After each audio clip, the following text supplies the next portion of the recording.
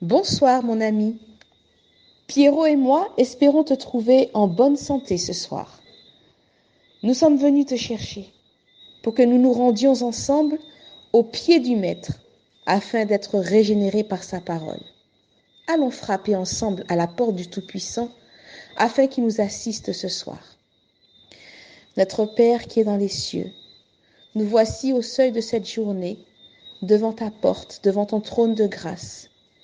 Seigneur, accueille notre prière, reçois-nous en ta présence et fais pleuvoir sur nous toutes les bénédictions dont toi seul as le secret. Au nom de Jésus. Amen. Le texte que nous lirons aujourd'hui se trouve dans 2 Rois 6, les versets 18 à 23. Les Syriens descendirent vers Élisée. Il adressa alors cette prière à l'Éternel. Daigne frapper d'aveuglement cette nation. Et l'Éternel les frappa d'aveuglement, selon la parole d'Élisée. Élisée leur dit, « Ce n'est pas ici le chemin, ce n'est pas ici la ville. Suivez-moi, et je vous conduirai vers l'homme que vous cherchez. » Et il les conduisit à Samarie. Lorsqu'ils furent entrés dans Samarie, Élisée dit, « Éternel, ouvre les yeux de ces gens pour qu'ils voient. » Et l'Éternel ouvrit leurs yeux, et ils virent qu'ils étaient au milieu de Samarie. Le roi d'Israël, en les voyant, dit à Élisée, « Frapperai-je, mon père ?» ?»« Tu ne frapperas point, répondit Élisée. « Est-ce que tu frappes ceux que tu fais prisonniers avec ton épée et avec ton arc ?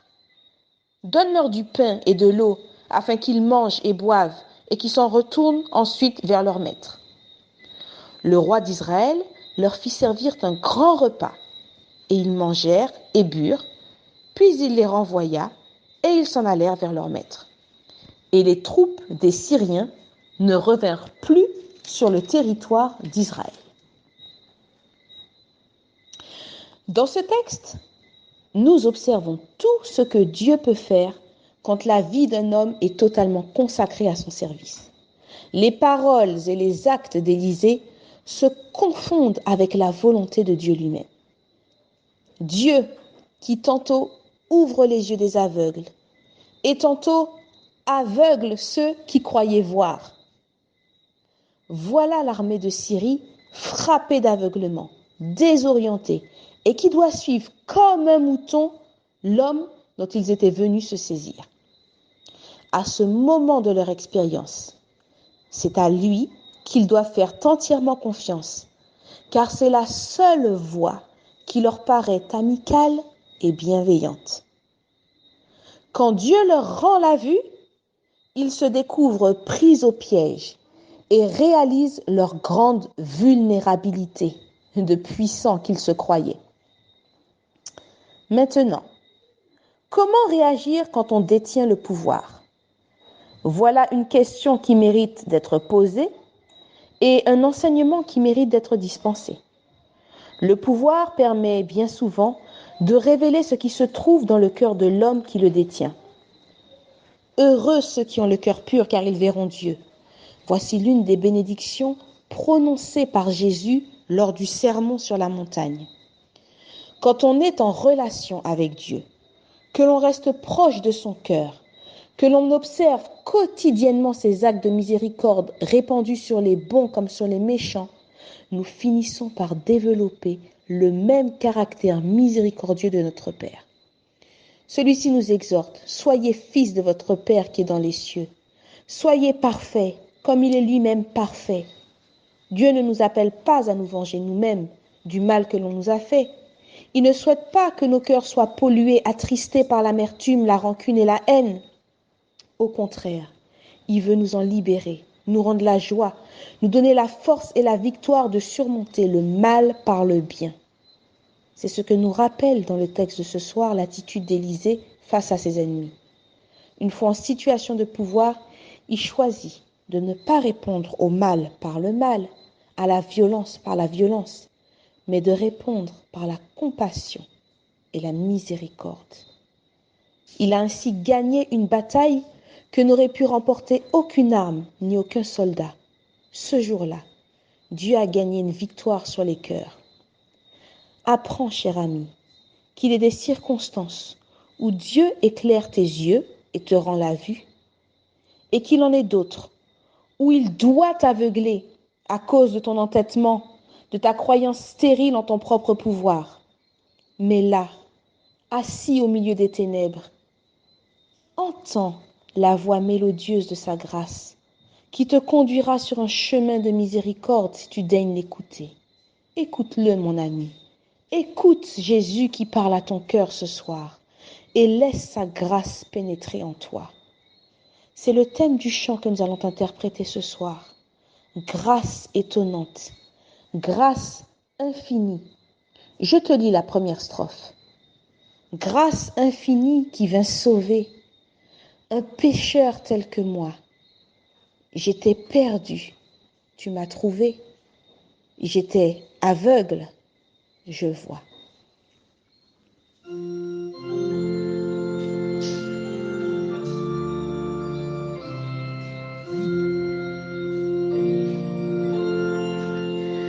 Grâce infinie qui vint sauver un pécheur tel que moi. J'étais perdu, tu m'as trouvé. J'étais aveugle, je vois. Lorsque je connus l'amour de Dieu, grâce chassant ma peur. Oh, que ce jour fut glorieux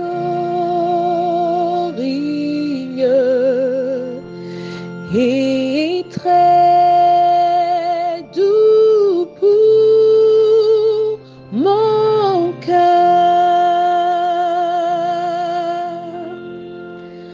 Lorsque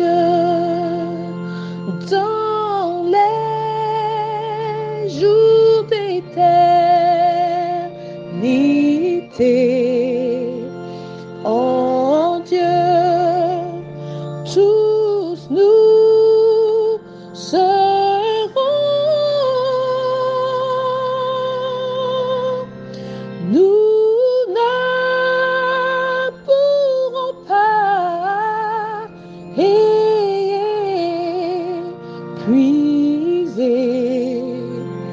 les jours qui resteront.